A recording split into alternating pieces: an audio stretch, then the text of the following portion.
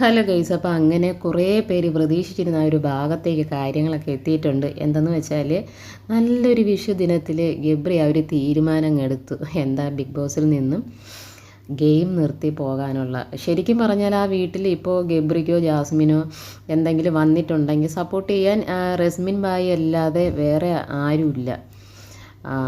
ആരും മൈൻഡ് ചെയ്യാറ് പോലും ഇല്ല. അത് എനിക്ക് തോന്നുന്നു ഇവർ മനസ്സിലാക്കിയിട്ടുണ്ട്. ഗബ്രി അത് മനസ്സിലാക്കിയിട്ടായിരിക്കണം ഈ ഒരു തീരുമാനം എടുത്തത്.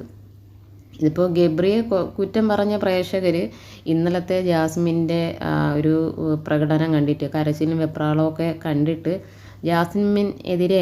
ജാസ്മിനെതിരെയായി. കാരണം ഗബ്രി ഇതിനകത്തേക്ക് വലിച്ചിടുന്നത് ഇത് ജാസ്മിൻ ആണെന്നുള്ളൊരു ടോക്കൊക്കെ വരാൻ തുടങ്ങി. ഇന്നലത്തെ കമൻറ്റിൽ തന്നെ അത് മനസ്സിലായി. ജാസ്മിനെ എല്ലാവർക്കും ഇഷ്ടമാണ്. ജാസ്മിൻ ഒരു നല്ലൊരു ഗെയിമർ കൂടിയാണ്. പക്ഷേ ജാസ്മിൻ നിന്നും ഒരു നിലപാടില്ലാത്തൊരു സമീപനമാണ് ഉണ്ടാകുന്നത്.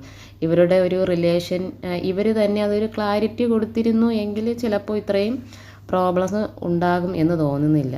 ഇഷ്ടമാണെങ്കിൽ ഇഷ്ടമാണ്, ഇല്ലേ നല്ല സുഹൃബന്ധം. അപ്പോൾ ആ സുഹൃബന്ധം എന്ന് പറയുമ്പോൾ അതിൻ്റെ രീതിക്ക് വേണം കാര്യങ്ങൾ പോകാൻ. ഇത് പുറത്തു നിന്ന് ആരും ഇവർക്ക് ഇങ്ങനെ ഒരു ഇമേജ് ആക്കി കൊടുക്കുന്നതല്ല, ഇവരിൽ നിന്നും ഉണ്ടായ സംഭവങ്ങളാണ്. പക്ഷേ ഈ ഒരു റിലേഷനിൽ ഒന്ന് അവർ കറക്റ്റ് ചെയ്യാൻ ഇവർക്ക് ഇതുവരെയ്ക്കും കഴിഞ്ഞിട്ടില്ല.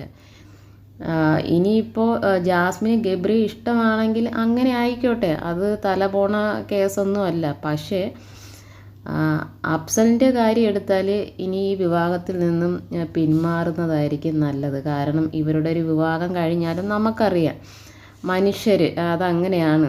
കഴിഞ്ഞാലും അതിലൊരു ഒരു ഭാവിയിലേക്ക് അതൊരു കല്ലുകടി ഉണ്ടാകും. അപ്പോൾ തന്നെ ഗബ്രി ഇങ്ങനൊരു തീരുമാനം ഇന്നലെ ഇങ്ങനൊരു തീരുമാനം ഗബ്രി എടുത്തപ്പോൾ തന്നെ ജാസ്മിൻ്റെ സമനില തെറ്റി.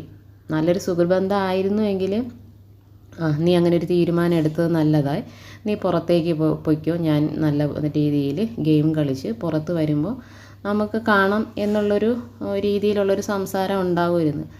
പക്ഷേ ഇത് ഇന്നലെ ജാസ്മിൻ പറയുന്നത് ഇല്ല, നീ അല്ല എൻ്റെ ഇതിനുള്ളൊരു കാരണം.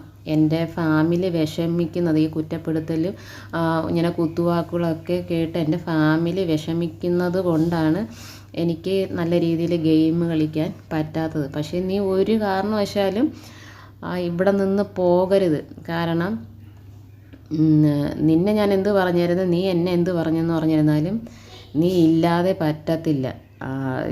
അത് നിന്നോടുള്ള ഒരു റിലേഷൻ അതെങ്ങനെ പറഞ്ഞ് മനസ്സിലാക്കുമെന്ന് എനിക്കറിയില്ല. അപ്പോൾ ഇതൊക്കെ പ്രേക്ഷകർ കണ്ടിട്ടാണ് ജാസ്മിനെ ഇന്നലെ നല്ല രീതിയിൽ എല്ലാവരും കുറ്റപ്പെടുത്താൻ തുടങ്ങിയത്.